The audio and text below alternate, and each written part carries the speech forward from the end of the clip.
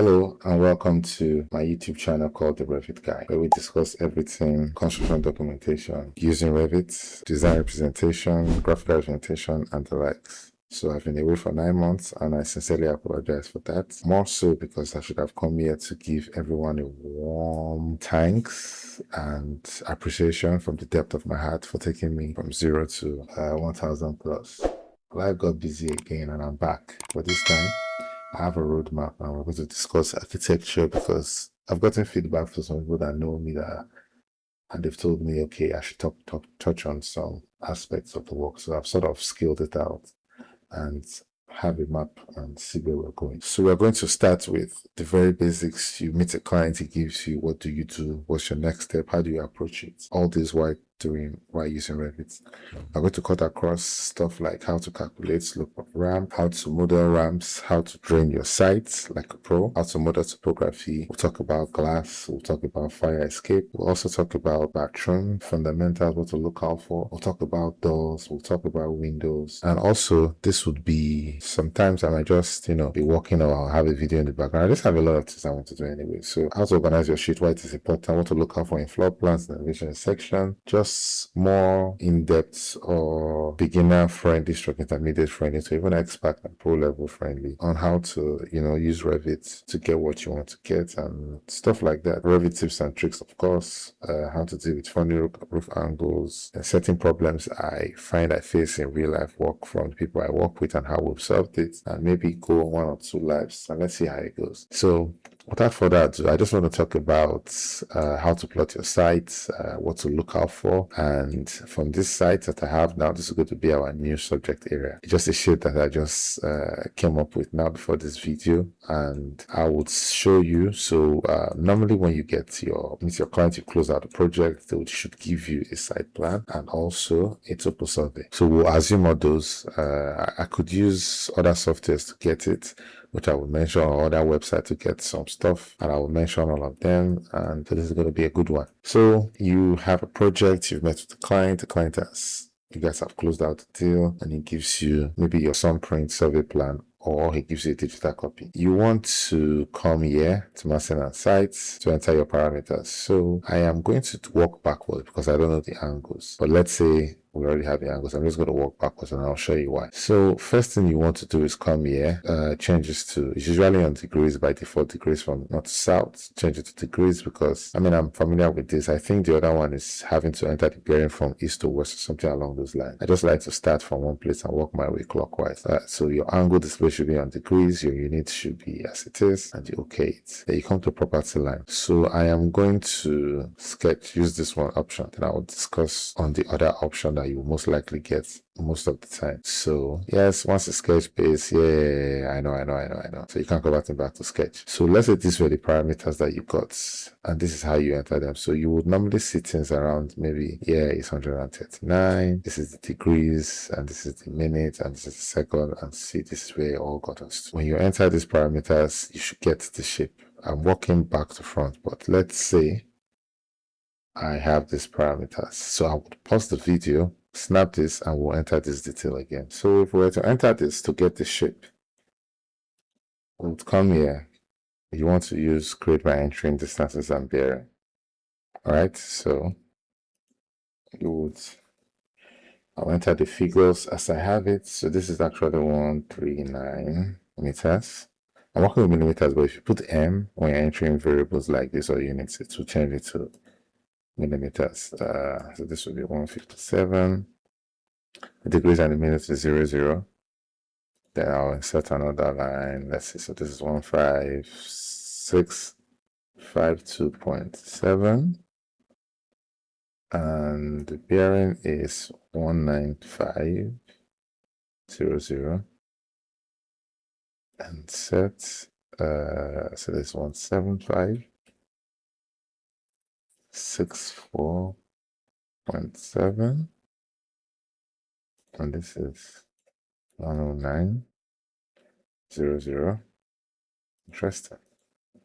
So the next one is 33.2769 M. So I'll just put 69M.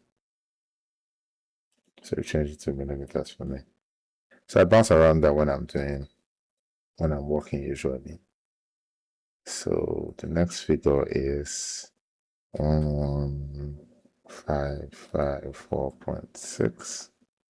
And the bearing is 307. And finally we have 307.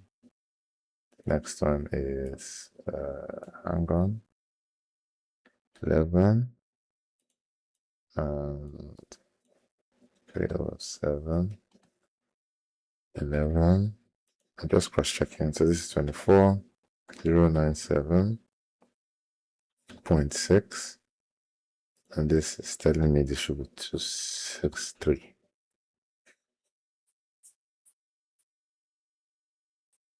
Okay. Something is wrong.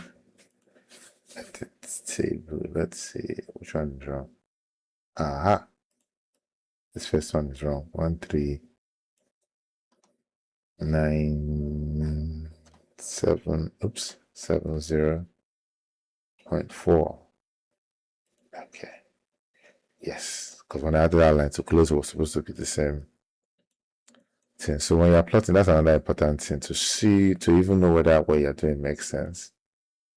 If you do the add line to close, it should give you something close to what you're seeing on your paper. And the area more than likely might not be exact, but it will be close. So this is what, so 179 is about the same thing. But I mean, yeah, it will be difficult for you to get the level of accuracy. So let me delete this and let's put this guy back. I don't even know why I deleted that because both of them are the same thing. Move, please. So now we've plotted our sites. The next thing you want to do is just add some graphics variable to it. So obviously there will be road. Let's say you have a road here. Let's see, we can use 6 meters for the road. Oh, put it on copy. Then you have, should we do a water view property? Let's do a water view property, a beachfront or something like that. I mean, I don't know what I want to design yet. So let's leave just one road for now. We have, some stuff around. A small house, a small property, like always. So this is about 780 square meters. I'm working with the metric system. I don't know what that would be if, I don't know, maybe we'll have an entrance here. We have at the corner, at the front. I mean, it could be anywhere. We'll determine that by ourselves. But for now, let's say this is what we have here. The more than likely, this is what people will see. The entrance might not have been delineated, so this is what you're working with. So I like to press, if you come here, VV to your visibility graphics or VG. That's the short key. You would come to object styles. The difference between object styles and normal VV is that this is view dependent. This affects the whole graphics look and feel project wise. I mean the whole project. So you want to come to annotation, site, no. Nope, model rather. Site, bring it out, property lines, leave it. I like double dash. I mean, you can change the line pattern to whatever you want. I like to use red, but let's see, let's switch it up. Let's say we use, I don't know, maybe brown. Whatever floats your boat, something like this. I always like to increase the projection to, like that's line thickness, maybe about 12, thereabouts.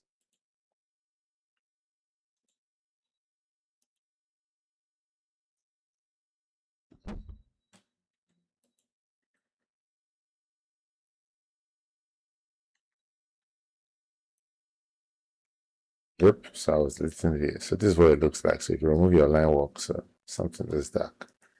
So this is the first step. You plot your site, and in the next class, we're going to talk about contours. So this site, obviously, if you are lucky, maybe only in Lagos I practice that.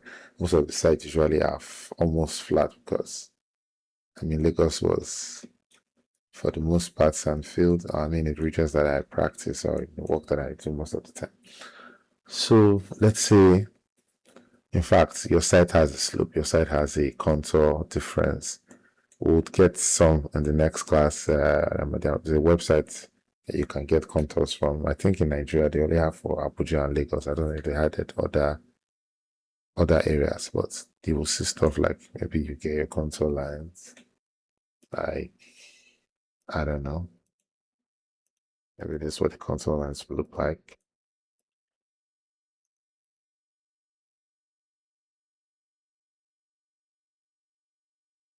Nothing too crazy, nothing out of the blue, you know. Uh, Obviously, it will pass through here too. We'll have another one, yeah. Yeah, it looks good.